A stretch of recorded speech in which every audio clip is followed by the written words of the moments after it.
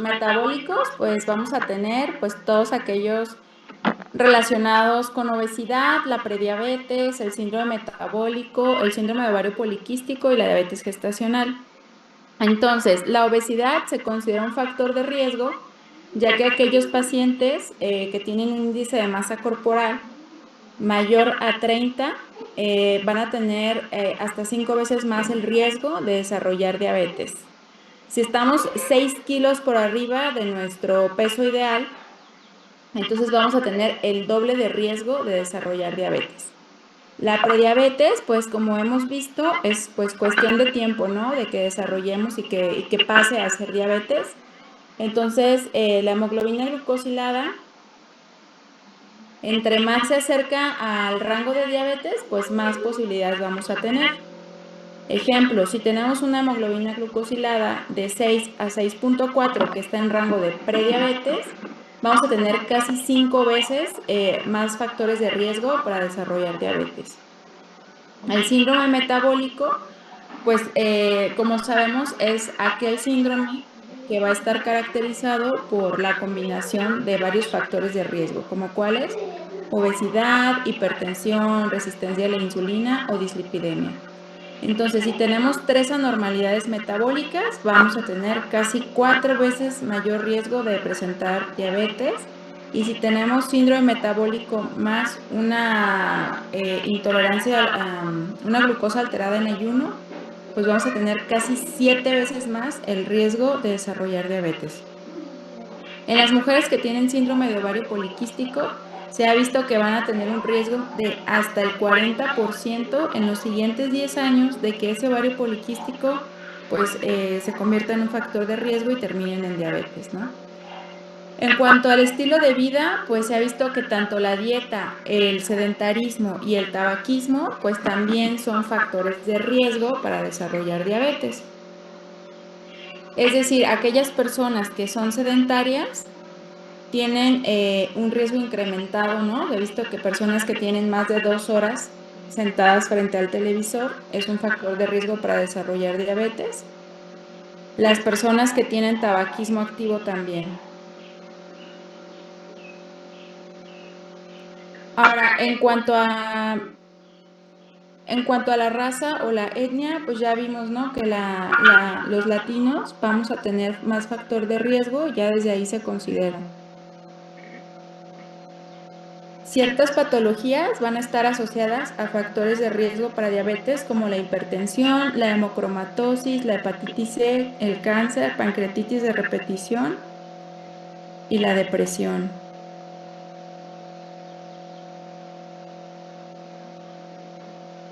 Los medicamentos que nos van a incrementar el riesgo de diabetes, pues van a ser beta bloqueadores, las tiazidas, las estatinas, algunas hormonas, ¿no? Ya veíamos que los anticonceptivos orales nos pueden generar resistencia a la insulina, los antirretrovirales, los antidepresivos y los antipsicóticos también. Y por último, algunos biomarcadores, ¿no? Es decir, podemos valorar los genes en los pacientes, aumento de la proteína C reactiva y de la interleucina 6, que pues van a ser marcadores de aumento en las enzimas hepáticas, o también podemos medir, por ejemplo, el ácido úrico incrementado, la disminución en la vitamina D, la disminución en la vitamina C, pues nos van a incrementar el riesgo de diabetes. Ahora, en cuanto a la fisiopatología, ahorita me voy a enfocar, estamos hablando específicamente de la diabetes tipo 2, ¿sale? Que es completamente diferente. Entonces, en la diabetes tipo 2 vamos a tener el octeto ominoso, que van a ser pues aquellos 8 sucesos fisiopatológicos que nos van a desencadenar hiperglucemia. ¿Cuáles van a ser? La disfunción de las células beta. A ver, espérenme tantito.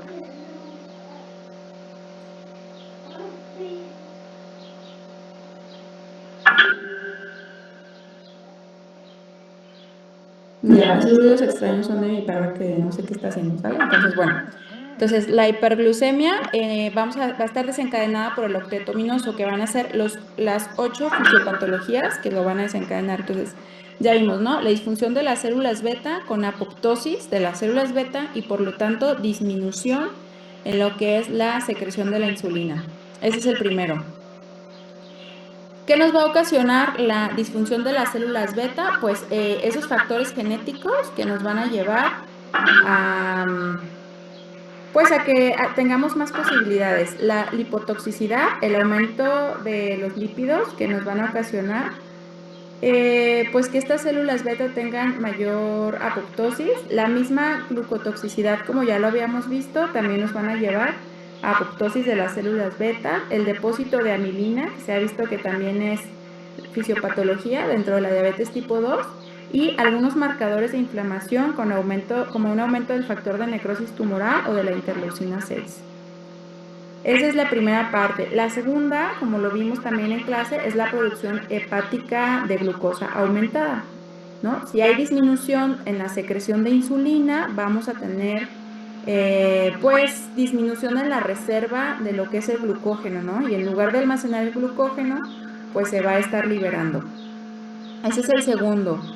Ahora, la producción hepática de glucosa también lo que nos va a desencadenar es que tengamos disminución en la captación de la glucosa postprandial, una producción aumentada de glucosa, aumento en la gluconeogénesis, y todo esto va a estar dado tanto por resistencia a la insulina como por disminución en la secreción de la insulina. El número 3 es disminución en la captación de glucosa por parte del músculo, ¿no? También la misma resistencia a la insulina nos va a llevar a disminución en el número y en la actividad de los receptores de la insulina. Y si no tenemos la unión de la insulina con su receptor, pues vamos a tener una menor expresión de los GLUT4. ¿Quién se acuerda qué son los GLUT4?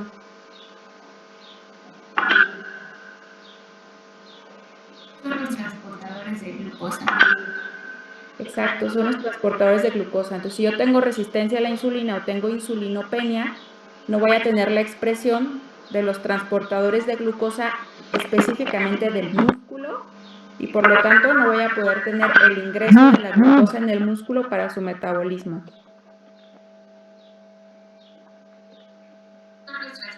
El número 4 va a ser el incremento en la secreción del glucagón. ¿Por qué tendríamos un incremento en la secreción del glucagón como parte de la fisiopatología de la diabetes tipo 2? Porque no pueden estar aumentando la glucosa por la insulina, entonces ya tienen que sacarlo después. No, ¿alguien más? Lo vimos en la primera clase de diabetes, que les puse un ejemplo humano con una de sus compañeras y conmigo. ¿Lo de la tolerancia de la segunda fase? No. ¿Por qué hay disfunción de las células beta y estas pues, son antagónicas? Ok, hay disfunción de las células beta, y eso que va a haber menor producción de Insulina. insulina. Ok, y si hay menor producción de insulina, ¿qué va a pasar con las células alfa? ¿Qué efecto tiene la insulina en las células alfa? Bloquea la secreción de glucagón. Exacto, muy bien, Manuel. Entonces bloquea la secreción de glucagón, ¿no? Que es un efecto parácrino. Entonces, si no tenemos producción de insulina, no vamos a tener el efecto parácrino a las células alfa de bloquear la secreción del glucagón, y el aumento en el glucagón pues nos va a dar como consecuencia aumento en glucosa.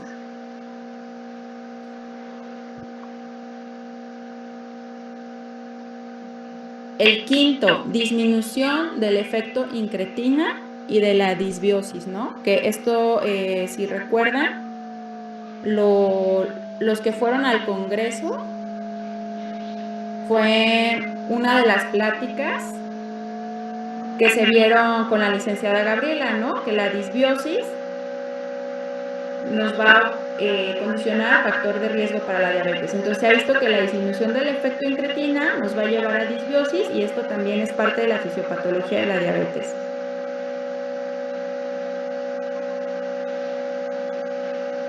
Y como ya empezamos a ver el efecto incretina, vamos a tener principalmente dos a nivel intestinal. Vamos a tener el péptido similar al glucagón o también abreviado como GLP-1 y el péptido inhibidor gástrico o abreviado como GIP, ¿no? Estas dos hormonas se les conoce que tienen efecto incretina y les mencionaba que el efecto incretina es aquel efecto que vamos a tener posterior a la ingesta de alimentos.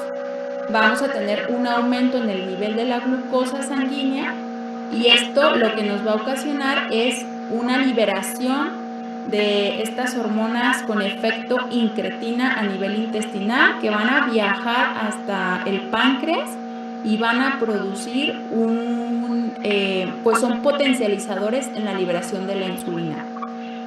Entonces, en los pacientes con diabetes vamos a tener una disminución en la producción de estas hormonas y vamos a tener un aumento en la enzima DPP4. La enzima DPP4 se va a encargar de degradar al GLP-1 y al GIP.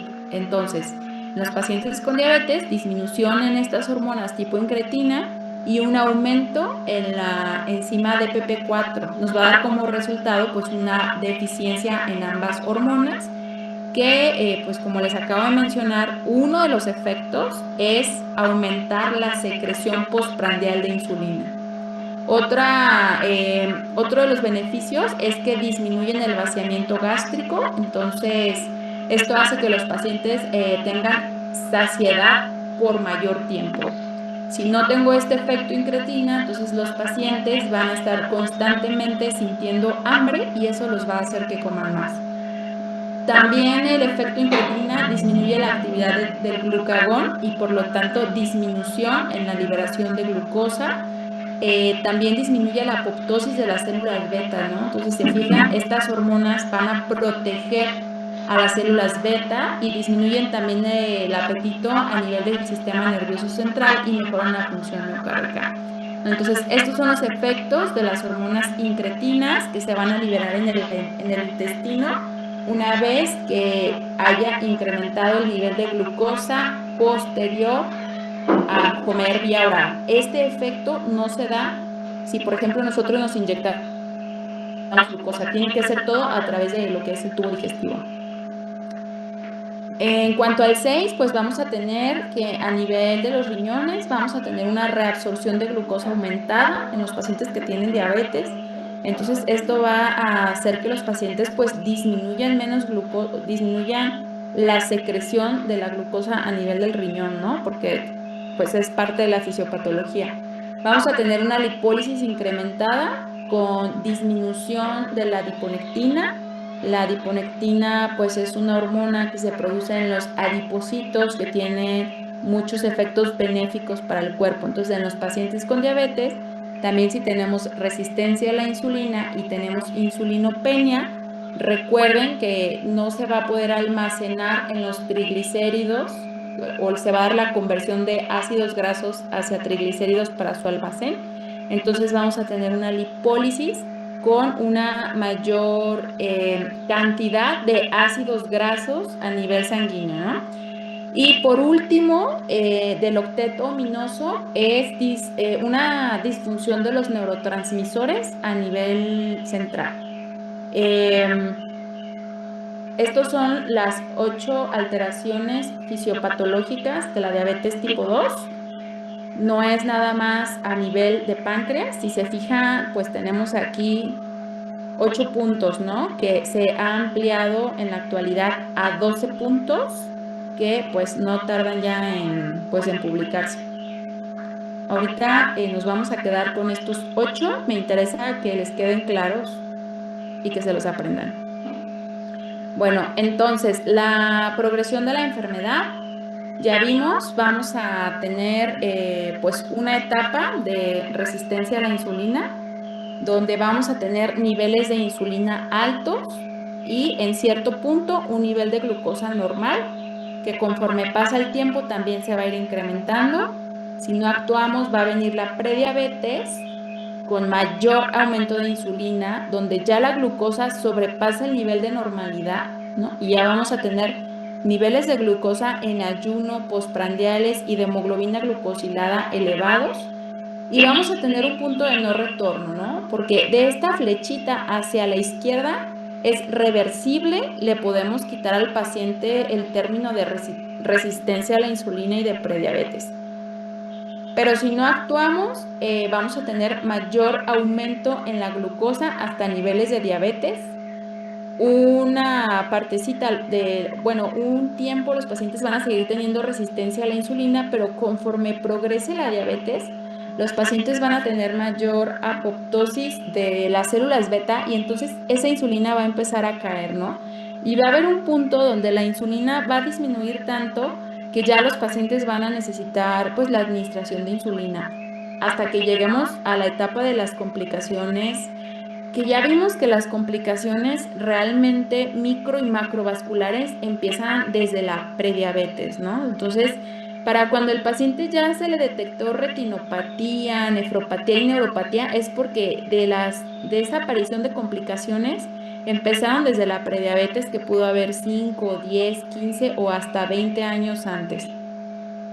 Ahora sí, para el tamizaje y el diagnóstico, pues esto ya lo vimos, ¿no? Es lo mismo que para la prediabetes. Entonces, todo adulto con un sobrepeso, un índice de masa corporal de 25 o más y un factor de riesgo adicional, que ya vimos que en nuestra población, pues el ser mexicanos ya nos da en automático ese factor de riesgo adicional.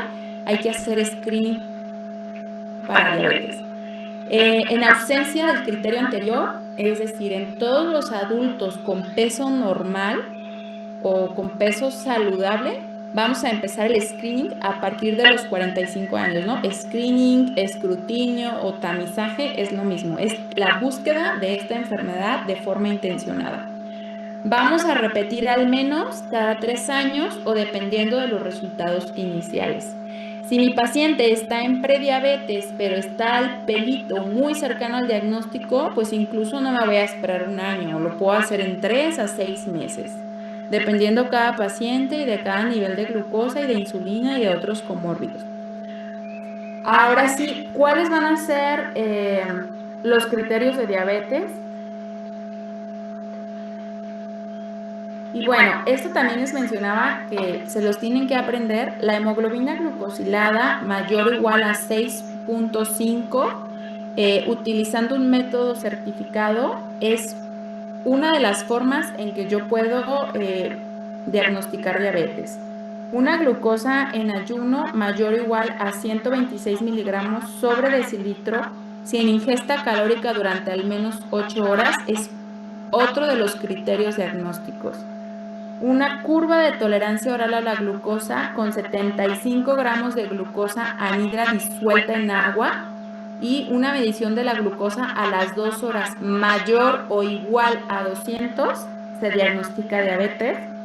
Y la última forma en que yo puedo diagnosticar diabetes es en un paciente con signos clásicos de hiperglucemia, pérdida de peso, poliuria, polidipsia, polifagia y una toma de glucosa al azar mayor o igual a 200, o también una crisis hiperglucémica, es decir, cetoacidosis o estado hiperosmolar, más una glucosa alterada en ayuno. Ahora, ¿cuál de estos 4 pruebas yo voy a poder utilizar? La que ustedes quieran, la que tengan disponible o la que presente el paciente, ¿no? Si el paciente se presenta a urgencias con una cetoacidosis diabética, una glucosa de 300, pues ya no le tienen que hacer ninguna otra prueba. En automático el paciente tiene el diagnóstico de diabetes. Si ustedes piden una glucosa en ayuno y le salen más de 300, ya tienen su diagnóstico. Si le hacen una curva y tiene más de 200, tienen el diagnóstico, ¿sí? Igual con la hemoglobina glucosilada. Ahora, se tienen que repetir las pruebas, solamente tendrían que repetirla la hemoglobina glucosilada, la glucosa en ayuno y la curva de tolerancia, podrían repetirla si ustedes creen que esa hiperglucemia es errónea para el paciente, ¿no? Porque las guías dicen, en presencia de hiperglucemia inequívoca, no hay necesidad de repetir la prueba. Si ustedes creen que está algo mal en ese laboratorio, que algo no les cuadra con el paciente, pueden repetir esa misma prueba o le pueden hacer otra prueba. Pero si ustedes creen que esa hiperglucemia es inequívoca, por ejemplo, un paciente con obesidad, con acantosis, con hipertensión, donde el paciente ya se conocía con resistencia a la insulina, le piden una glucosa en ayuno de control y está en 180, esa es una hiperglucemia inequívoca, o sea, no está equivocado porque sí cuadra con toda la evolución del paciente y no hay necesidad de repetirla, ¿no? Pero ejemplo contrario, ¿no? Una persona joven, delgada, que hace ejercicio, que tiene que llega con una hemoglobina glucosilada de 8, pues no va a haber un diagnóstico de diabetes, ¿no? Porque no cuadra con el paciente. Puede ser una hiperglucemia equívoca, entonces hay que repetir la prueba. ¿Con cuál la van a repetir? Con cualquiera de estas tres, ¿no? La que no incluye la glucosa al azar con síntomas. Ahora, si tienen una prueba positiva para diabetes y una prueba negativa, es decir, si a este paciente tiene una hemoglobina glucosilada de 9 y ustedes le piden una glucosa en ayuno para corroborar el diagnóstico de diabetes y le reporta 80, que es un valor normal, ¿cuál repetirían ustedes? ¿La normal o la alterada? La normal.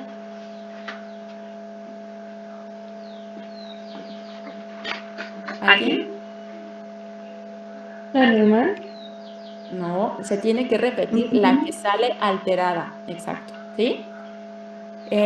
Por eso nos marcan, estas tres moraditas son las que tenemos que tener como un foquito rojo de decir, la voy a repetir con otra prueba solamente si creo que algo no está bien, no me cuadra, pienso que es un error, ¿no? Lo que les mencionaba la clase pasada que puede pasar muy frecuente con la hemoglobina glucosilada, hay que tener con mucha precaución. En un paciente que tiene signos clásicos y que tiene una crisis hiperglucémica, una cetoacidosis diabética y un estado hiperosmolar, más una glucosa a las SAR mayor o igual a 200, no tienen que repetirle nada. Ahora, esta glucosa tomada al azar, esta glucosa en ayuno y esta glucosa a las 2 horas no es mediante glucometría, es en un laboratorio, ¿sí? Una glucosa central. ¿Dudas para el diagnóstico de diabetes?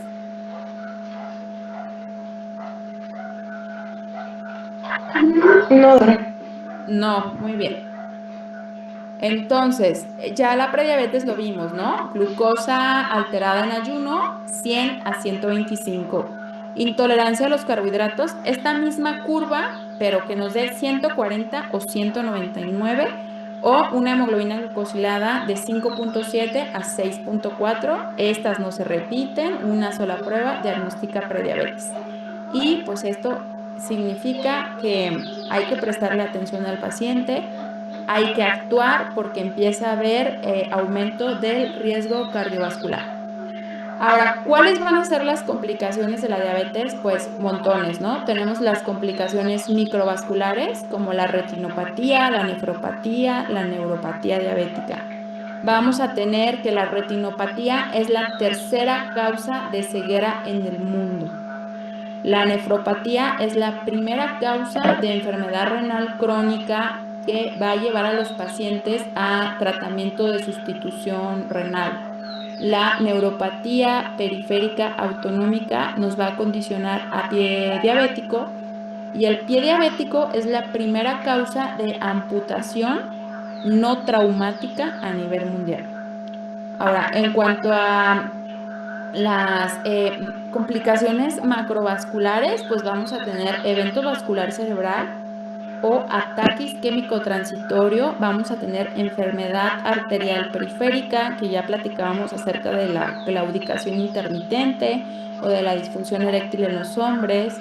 Vamos a tener cardiopatía que nos va a llegar, la cardiopatía isquémica, ¿no? Que nos va a llevar a infarto y al desarrollo de insuficiencia cardíaca. Vamos a tener complicaciones metabólicas como van a ser la hipoglucemia, la cetoacidosis diabética y el estado hiperosmolar hiperglucémico, que tienen una alta mortalidad en estos pacientes. Y pues vamos a tener otros asociados, ¿no? Insuficiencia cardíaca, infecciones. Los pacientes con diabetes en descontrol van a estar en un estado proinflamatorio que nos va a ocasionar pues que las infecciones sean más, pues tengan mayor incidencia y complicaciones en estos pacientes, ¿no? Infecciones pues de vías urinarias, infecciones tipo neumonías, infecciones de piel, infecciones por cándida. Los pacientes con diabetes y obesidad, pues ya vimos que van a ser más propensos a desarrollar cierto tipo de cáncer. Y la depresión, ¿no? Los pacientes con diabetes van a ser pacientes que hasta en el 50% van a tener depresión. Y bueno, pues la depresión es un factor de riesgo para demencia, por lo tanto la demencia también va a estar incrementada en estos pacientes. Ahora, ¿podemos prevenir la diabetes? Sí, se puede evitar. Eh, Vamos a ver que pues es lo mismo que para la prediabetes, para la resistencia a la insulina, ¿no? Ejercicio, disminuir el peso en caso de sobrepeso o obesidad, un plan nutricional pues bien establecido para el paciente, lo mejor sería apoyarnos de una nutrióloga. Hay pues varios tipos de nutrición, ejemplo, la dieta mediterránea, donde van a ser pues dietas que se ha visto que tienen un impacto, ¿no? Positivo en los pacientes con diabetes. Eh, Hay muchos estudios, ¿no? Donde evalúan pues cada uno de estos tipos de dietas donde que van a tener un efecto benéfico, ¿no? En general, pues disminuir las carnes, las carnes rojas, las grasas saturadas, el consumo de aceites, ¿no? Pues una dieta alta en frutas, en verduras, en nueces, en café, ¿no? Hay que quitar este tabú de que el café es malo, ¿no? Y bueno, la intervención farmacológica también ya lo habíamos visto, ¿no? Tenemos medicamentos que podemos utilizar desde resistencia a la insulina o desde prediabetes, donde asociados a actividad física y nutrición, hasta en un 80% podemos evitar que se desarrolle la diabetes, siempre y cuando, siempre y cuando el paciente pues se apegue y se detecte, ¿no? Desde que estamos en prediabetes. Vamos a empezar a ver los fármacos, los vamos a ir viendo pues poco a poco, no nos quedan muchas clases, entonces pues va a ser importante que veamos todos. Nos vamos a pasar, bueno, lo de suspender el tabaquismo, creo que no hay duda, ¿no? El tabaco por sí solo incrementa el riesgo de infarto, entonces hay que quitarlo. El cuidado psicosocial, hay que proponérselo a todos los pacientes, ¿no? Hay que hacerles también un screening de ansiedad, de depresión, de desórdenes alimenticios, de alteraciones cognitivas. Hay que valorar qué tanto apoyo familiar va a tener el paciente, el tratamiento de la obesidad. Entonces, me voy a saltar un poco las metas porque las vamos a ver o sea, hay un equipo que las va a presentar en el grupo A, y en el otro grupo justo es lo que les voy a mandar para subirlo del puntito, ¿no? Bueno, entonces, vamos a tener un montón de medicamentos, los medicamentos para la diabetes, pues creo que es de lo que más se ha desarrollado en los últimos años, y el mejor fármaco va a ser pues aquel basado pues en nuestro paciente, una decisión centrada en el paciente, ¿no? Tenemos que elegir un medicamento que sea eficaz para nuestro paciente y que tenga un impacto en el peso. Si mi objetivo es que mi paciente pierda peso, pues voy a dejar un medicamento que nos pueda ayudar con la pérdida de peso, ¿no? O por lo menos que no nos incremente. Un medicamento, hay que valorar siempre el riesgo de hipoglucemia. Si mi paciente pues come muy poquito, si es un paciente que tiene muy frágil, con una diabetes de larga evolución, pues a lo mejor no es tiene un riesgo incrementado de hipoglucemia y no le voy a dejar un medicamento que le produzca hipoglucemias. Siempre hay que valorar la función renal de nuestros pacientes que tienen diabetes porque hay medicamentos que no vamos a poder utilizar cuando ya hay daño renal. ¿Cuáles son los efectos adversos, no? Hay medicamentos que tienen, por ejemplo, que les pueden dar edema en las extremidades, que les puede dar diarrea, que les puede dar náusea, entonces todo eso lo vamos a valorar. Y el costo. El costo es algo muy importante. Mi paciente puede pagar un medicamento de costo alto porque es medicamentos lo mejor que hay, se lo voy a dejar. No lo puede pagar, pues aunque sea el mejor medicamento, no se lo voy a dejar.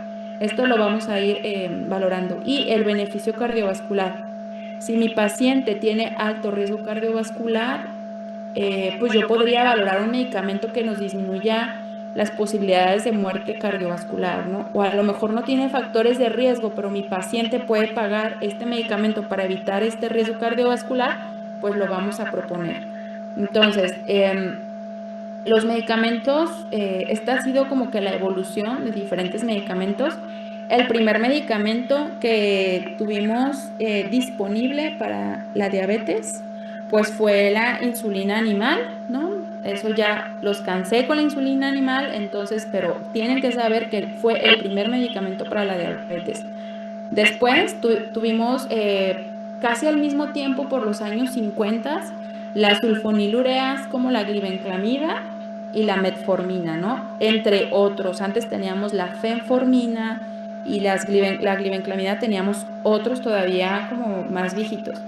Después, alrededor de los años 80, pues ya se hizo la insulina pues en un laboratorio, ya no se utilizó insulina de animal. Después tuvimos los inhibidores de la alfa-glucosidasa, análogos de insulina, antidiabéticos tipo tiazolinedionas, la glinidina y ya pues los medicamentos más nuevos, pues tenemos los agonistas del GLP-1 por ahí alrededor del 2000, que pues inicialmente eran medicamentos de administración diaria, ahorita pues tenemos administración semanal y tenemos vía oral que apenas fue desarrollado hace menos de 5 años, ¿no? Si pudiéramos seguir esta línea del tiempo, pues por ahí del 2020 podríamos poner GLP-1 vía oral.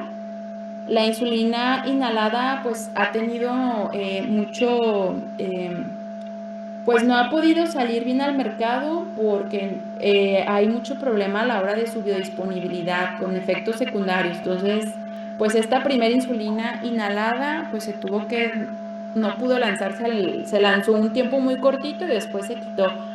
Tenemos los inhibidores de DPP4, que si recuerdan, pues DPP4 lo que hace es destruir al GLP-1. Entonces, si yo con un medicamento destruyo al DPP4, me va a permitir que mi GLP-1 pues tenga una vida más larga. Otros medicamentos que aunque disminuyen la glucosa, no los utilizamos en el tratamiento de la diabetes es la bromocriptina y el colesevelam, ¿no? Y tal vez de los medicamentos más nuevos son los inhibidores de SGLT2.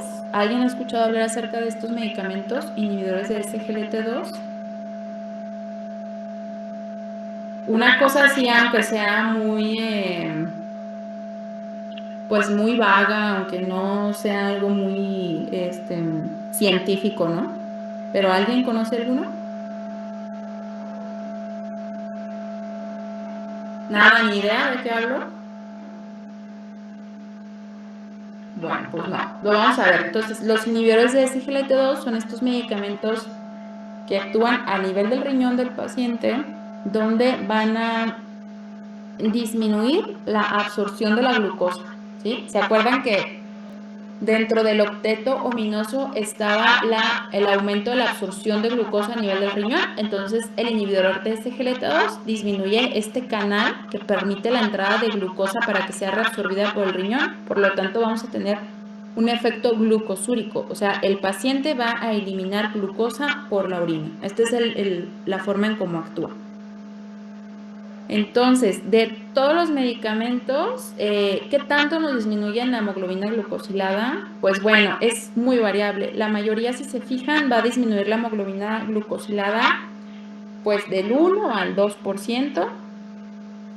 La mayoría pues se queda entre el 0,5 y el 1%. La combinación pues va a ser sumativa, ¿no? Si uso una biguanida con una sulfonilurea, pues puedo disminuir la hemoglobina glucosilada hasta un 4%. La insulina pues es el medicamento que mayor nos va a disminuir la hemoglobina glucosilada.